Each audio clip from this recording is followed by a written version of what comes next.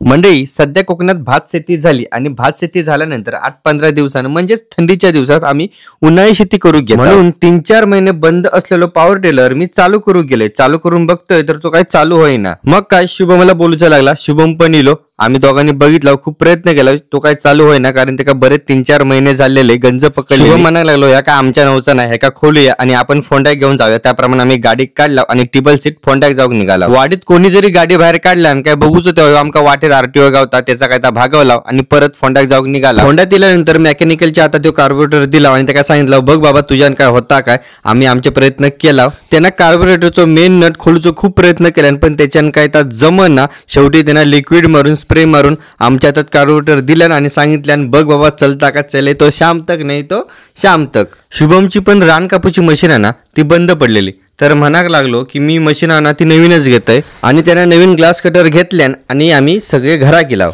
इले ट्रॅक्टरला पहिलं कार्बोरेटर लाव आणि आम्ही ट्रॅक्टर चालू करून बघितलं। फायनली म्हणजे आपलं ट्रॅक्टर चालू झालो आणि उद्यापासून आम्ही उन्हाळी शेती करूक सुरुवात करणार। पहिले आधी कुळीत पेरणार।